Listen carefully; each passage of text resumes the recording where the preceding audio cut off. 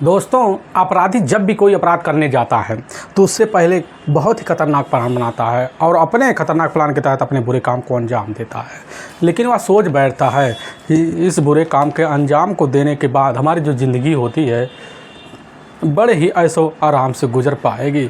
लेकिन कहा गया दोस्तों कि इंसान जैसा कर्म करता है उसको सेम वैसा ही फल मिल जाता है। आज की घटना में सेम कुछ है एक महिला के साथ होता है।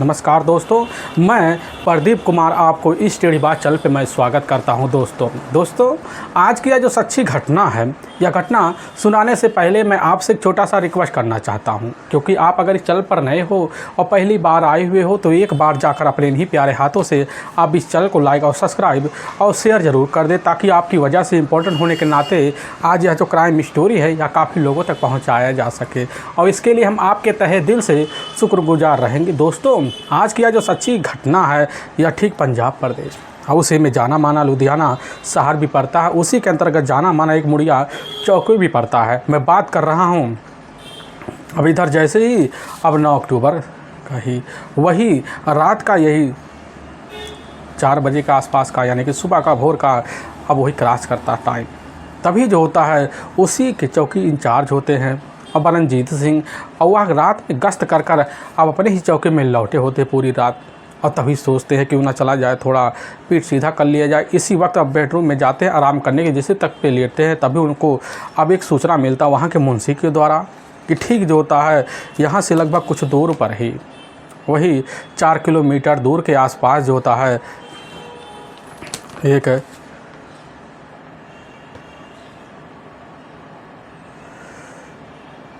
तेज बहादुर एक जाना माना नगर पड़ता है। उसी इलाके में एक व्यक्ति की बड़े बेरहम तरीके से हत्या हो गई है। अब इस तरह की जब खबर जो होता है चौकी इंचार्ज अमरनजीत सिंह जब पाते हैं तो अपने दल बल टीम को लेते हैं और एक टीम जो होता है लेकर जिप्सी में निकल पड़ते हैं। और जैसे तेज बहादुर नगर मोहल्ले में पहुँचने के बाद देखते हैं कि अंदर जो होता है अब मोहल्ले वालों को भीड़ लगा हुआ है। भीड़ को देखकर उसी वक्त अंदर जाते तो अंदर एक महिला होती जो दहाड़े मारकर अब चीख चिल्ला रही होती। पता चलता है उस महिला का नाम होता है इधर प्रीति, और प्रीति के बगल उसका अपना पति विजय कुमार पूरी तरह से खून से लथपथ और मृत अवस्था में पड़ा हुआ है। और तभी वहाँ के सिपाही कर्मी के द्वारा यही बात पता चलता है कि यहाँ एक व्यक्ति की मौत नहीं हुई है, बल्कि यहाँ टोटल 2 व्यक्तियों की मौत हुई है।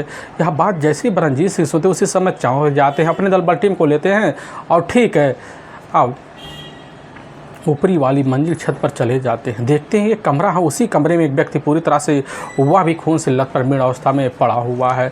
पहली नज़र में यही देखने पर लग जाता है कि आखिर इस व्यक्ति की जो हत्या होती है करीब से गोली मार कर के गया है। पता चलता है उस व्यक्ति का नाम नरेश होता है। नरेश कोई और नहीं होता है, विजय का ही अपना करीबी अब दोस्त होता है। पुलिस की जो टीम होती है अपने हिसाब से इस केस की जांच पड़ताल करते हुए नीचे आती है और फिर प्रीति से इस घटना के बारे में पूछताछ करती है कि आखिर जो होता है तुम्हारे पति विजय और ऊपर वाले नरेश के साथ इस तरह के हत्याकांड कैसे हुए। तो प्रीति करने लग जाती कि साहब हम और हमारे पति जो होता हम इसी ग्राउंड फ्लोर पर रहा करते थे, हम भी किराएदार हैं, लेकिन वह किराएदार हमारे तौर पर जो होता है ऊपर नरेश भी रहा करता है। साहब हुआ यूँ कि हम जो होता है शाम के टाइम अपने पति के साथ थे, तभी हमारे पति जो होते हैं हमसे कहने लग जाते कि तुम जो होता है अपनी सहेली के यहाँ चली जाओ और फिर वापस कुछ घंटे बाद आना, क्योंकि हमारे अपने करीबी 2 दोस्त आने वाले भी हैं, उनके साथ बैठकर हमारी पार्टी भी होने वाला है। और हम यह बात सुनते हैं साहब और तुरंत मान लेते हैं और अपनी स्कूटी लेते हैं और निकल जाते हैं अपने सहेली के यहाँ। और फिर जैसे ही वही रात का अब 11 बजे के आसपास का टाइम होता है, उसी वक्त साहब हम अपने घर पहुँचते हैं। पहुँचने के बाद जैसे ही घर के अंदर दाखिल होते हैं फिर जो होता है पता चलता है कि किसी आदमी का अंदर से खिलखिलाने की आवाज़ आता है। तो हम साहब नज़र मारते तो पता चलता है वो हमारे पति और साथ में नरेश और बगल में साहब कोई 2 अनजान व्यक्ति होते हैं जो आपस में बातें किए जा रहे होते हैं। लेकिन साहब तभी कुछ वक्त बाद हमारे पति का निगाह जो होता हमारे ऊपर पड़ता करने लग जाती कि अच्छा किए तुम आ गई, हम तुमको फ़ोन करने वाले थे क्योंकि घर में कुछ खाने पीने का इंतजाम भी करना है। और साहब हम अपने पति की बात को सुनते हैं और फिर आ जाते हैं साहब किचन में, और किचन में साहब खाना बनाते, तौ तरीके से खाना भी बनता है, तौ तरीके से साहब पार्टी भी करते हैं लोग, और फिर चंद घंटे के अंदर पूरी तरह से नाश्ता पानी हो जाता है। और फिर साहब जो होता है वह दोनों व्यक्ति नरेश को अपने साथ लेते हैं और ऊपर वाले मंजिल पे आराम से साहब ना जाने पार्टी के लिए जाते हैं या फिर सोने के लिए चले जाते हैं। और साहब अपने पति को लेकर ठीक जो तक खाना पीना खाकर अपने ही बेडरूम में चले जाते हैं सोने के लिए। लेकिन साहब जैसे ही रात का वही अब 1:30 से 2 बजे के आसपास का टाइम होता है, उसी वक्त अचानक हमारे दरवाजे पर किसी के हाथों से पिटाई होता है। और दरवाज़ा हम जाकर साहब जब खोलते हैं तो उसी वक्त अब हमारे पति कहने लग जाते कि तुम यहाँ से बाहर चले जाओ और कुछ मिनट बाद वापस आना, हम जो होता अपने दोनों दोस्तों से मिलकर अब यहाँ कुछ बात करने वाले हैं। लेकिन उसी वक्त जो होता है एक दोस्त साहब ऊपर चला जाता है और एक दोस्त नीचे रह जाता है। हम जो होता कहने लग जाते हैं अर्जेंट बात है तो यहीं कर लो, क्या दिक्कत हो रहा है। लेकिन साहब हमारे पति बार बार जिद करते हैं, हम बाहर निकलते हैं। लेकिन जैसे ही कुछ मिनट बीतता अचानक जो होता है अंदर से बड़ी तेज़ से गोली चलने की आवाज़ आती है। साहब हम समझ जाते हैं, बढ़ते तब तक वह आदमी जो होता है बड़ी तेज़ से फर्रा मार के बाहर निकलता है और तब तक साहब ऊपर वाले मकान में भी बड़ी तेज़ से गोली चलने की आवाज़ आती है। साहब हम समझ जाते हैं और तब तक जीने से जो होता है साहब दूसरा व्यक्ति भी बाहर निकलता है और फिर दोनों साथ मिलते हैं और स्कूटी के पास जाते हैं और स्कूटी से हमें जो होता है रिवॉल्वर दिखाकर यही कहने लग जाते हैं कि तुमने अगर आवाज़ की तो तुम्हारे ऊपर भी ऐसे ही हम चला देंगे। और साहब हम कुछ बोल नहीं पाते, लेकिन जैसे नदारत होते हैं साहब तुरंत हम साहब चीख पड़ते, मोहल्ले वाले भी आते हैं और साहब हम नहीं समझ पाते हैं कि आखिर यह सब कैसे हो गया। अब सारी बात जो होता है पुलिस की टीम वहाँ सुनती है, तो तरीके से सुनने के बाद पुलिस की टीम पहुँचती है, अपने हिसाब से घटना का निरीक्षण भी करती है। लेकिन यही लगता है कि सारे के सारे जो सामान होते ठीक ठाक पड़े हुए हैं, घर में लूटपाट के इरादे से दोनों हत्या को अंजाम तो नहीं दिया गया है। इसलिए पुलिस की टीम वहाँ सारी औपचारिक कार्रवाई पूरी करती है, पंचनामा भरते हुए उठाकर दोनों बॉडी को पोस्टमार्टम के लिए अब भिजवा देती है। पुलिस की टीम थाने में लौट आती है और थाने में लौट आने के बाद पुलिस की टीम यह जानना चाहती थी कि आखिर जो होता है अब नरेश और इधर विजय कुमार का हत्या का मकसद कौन सा हत्यारे का हो सकता है। इसलिए पुलिस की टीम दोबारा पहुंचती है। अब वहां जब पूछताछ करती है मोहल्ले वालों से, मोहल्ले वालों के जरिए यही पता चलता है कि हाँ लगभग 1:30 से 2 बजे के आसपास जो होता है इनके घर में गोली चलने की आवाज़ आई थी। लेकिन कुछ मिनट के बाद जो होता है 2 व्यक्ति बाहर निकल स्कूल बैठते हैं और फिर साहब वही फर्रा हो जाते हैं। लेकिन उसके बाद जो होता है बड़ी तेज़ से प्रीति घर के अंदर चिल्लाती है। लेकिन पड़ोसी वाले से पूछा जाता है कि क्या दोनों व्यक्तियों को आप लोग जानते हैं, लेकिन इनकार कर जाते हैं। लेकिन पुलिस की टीम जब प्रीति से सत्ताना देकर पूछताछ करती है तो प्रीति यह कहने लग जाती है कि साहब दोनों व्यक्ति हट्टे कट्टे थे, नौजवान थे, उनके सर पर काफ़ी कम बाल थे, जिनसे पहरे हुए थे, उनके पहनावे देख के यही लग रहा था काफ़ी बड़े घराने के लोग होंगे। अब यह बात पुलिस की टीम जो थी सुन लेती है, लेकिन नहीं जान पाती सिनात के तहत कि आखिर वह दोनों व्यक्ति कौन होंगे। अब इसीलिए पुलिस की टीम बड़े सख्ते में आ जाती। इसी तरह की जांच पड़ताल करती है पुलिस की टीम। सबसे पहले इस केस की जांच पड़ताल करने के लिए अब यह जानना चाहती है कि पता करो इनके घर का जो माहौल होता है वह कैसे होता है, क्योंकि प्रीति अगर इस तरह की बात हमारे सामने रख सकती है तो उसके बोलचाल से यही लग रहा है प्रीति को सबसे सच्चाई छुपा रही है। अब थाना इंस्पेक्टर जो होते हैं बरनजीत सिंह उसी समय एक्शन में आते हैं, मन में थोड़ी बहुत शंका लेते हैं। इसी वजह से प्रीति को शक के घेरे में लेते हुए प्रीति के अब कुछ अपने बैकग्राउंड की जानकारी लेने के लिए पुलिस की टीम लग पड़ जाती है। मुखबिर होते हैं और मुखबिर के द्वारा पता चलता है बरनजीत सिंह को कि आखिर जो था प्रीति के घर में आए दिन इधर उसके विजय कुमार पति के बीच झगड़े तकरार हुआ करते थे और बार बार कभी जो होता है पिटाई का सिलसिला भी बढ़ जाता था। पुलिस की टीम समझ जाते कि बस करो प्रीति और इधर विजय के बीच कोई तीसरा व्यक्ति भी शामिल हो सकता है वह नरेश हो। लेकिन नरेश और विजय का एक साथ हत्या भी हो गया है। इसीलिए पुलिस की टीम सादा का सादा शंका और प्रीति के ऊपर मर लेती है। इसीलिए प्रीति के अपने बैकग्राउंड के बाद पुलिस की टीम जानकारी लेने लग जाती है, काफ़ी खोजबीन करती है, कुछ शंका के घेरे में आती है। इसके बाद पुलिस की टीम प्रीति को के घेरे में लेते हुए थाने ले आते हैं। और लेकिन जब प्रीति से पूछताछ किया जब प्रीति ये कहने लग जाती कि साहब आपने हमारे पति और साहब उसके करीबी दोस्त नरेश की हत्या के बारे में कोई अभी तक सबूत ना पाए, जिसकी वजह से आप हमारे ऊपर सारे शंका मरते हुए हमारे ऊपर मुकदमा दर्ज कर रहे हैं, आप साहब क्या कर रहे हैं। लेकिन पुलिस की टीम वहाँ प्रीति की बोलचाल की भाषा को समझ जाती है। अब 2 वहाँ तगड़े तगड़े महिला कांस्टेबल होते हैं और प्रीति को अपने कब्जे में लेते कमरे में ले जाते हैं और जैसे अपनी शक्ति दिखाते, रवैया दिखाते, मनोबलने तरीका बनाते हैं, प्रीति अब नरेश और विजय कुमार की हत्या का जुर्म कबूल कर लेती है और अपने ही प्रेमी सुरजीत और साथ में उसके करीबी दोस्त सोनू का नाम ले लेती है। पुलिस की टीम दोनों की तलाशी करती है, लेकिन पुलिस के सामने अब इधर प्रीति जो कहानी जो सच्चाई बताती है, सुनने के बाद लोगों का जो कलेजा होता है अब वह पूरी तरह से हिर्स आ जाता है। असल में हरियाणा प्रदेश में एक जाना माना इधर शहर पड़ता है अब करनाल। उसी करनाल शहर की रहने वाली प्रीति उर्फ कमलजीत कौर होती है। उसके परिवार में उसके अपने माता पिता होते हैं, उसका अपना एक भाई भी होता है जिसका नाम जोगा सिंह होता है।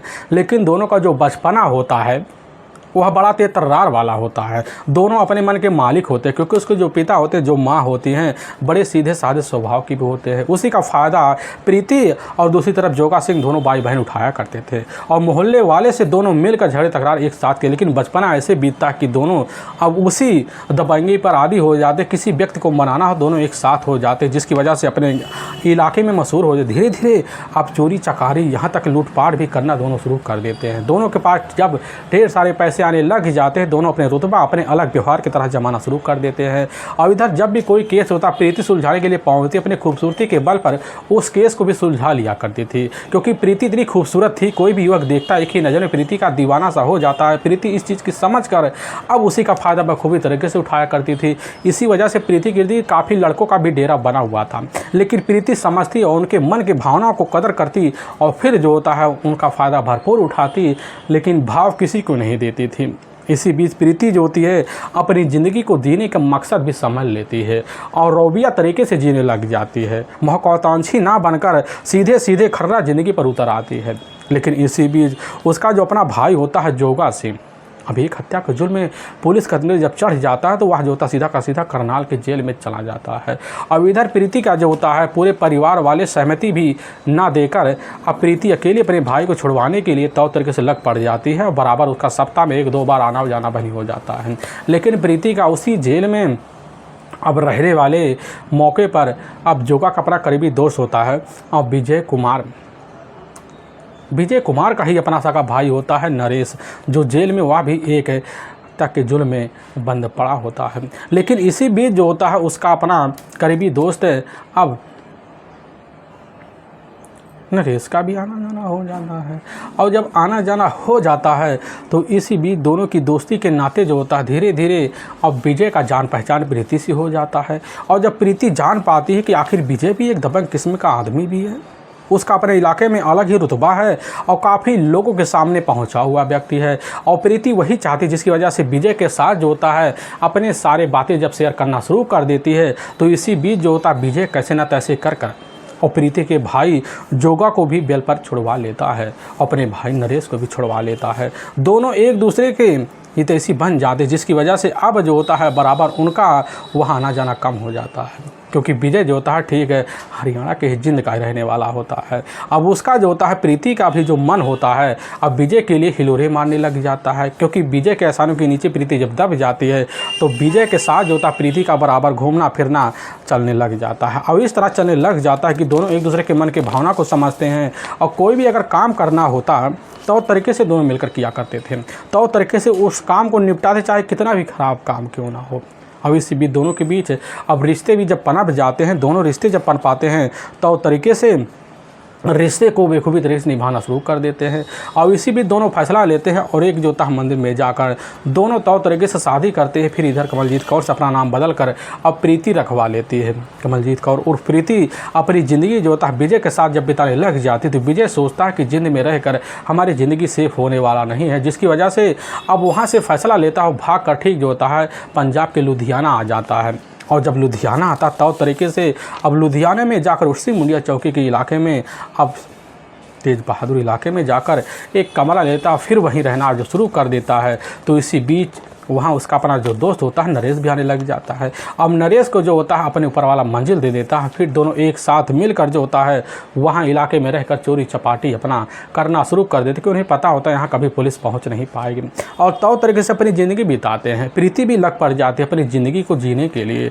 और तभी एक दिन जैसी शाम का टाइम होता है तो विजय तो लौटता है, तो नरेश और इधर जो होता है अपने ही कमरे में प्रीति को एक साथ जब देखता है विजय उसी समय रंगा जाता है और घर में झगड़े तकरार बढ़ जाते हैं, जिसकी वजह से घर में आए दिन लफड़े इस तरह बढ़ जाते हैं कि प्रीति जो अपने पति विजय कुमार से अब दूरी बनाना शुरू कर देती है। लेकिन इसी बीच विजय कुमार का एक अपना करीबी दोस्त होता है, वह कोई और दोस्त नहीं होता है बल्कि सरगना का ही रहने वाला सरदार अब सुरजीत होता है। और सुरजीत का अपना करीबी दोस्त होता है सोनू।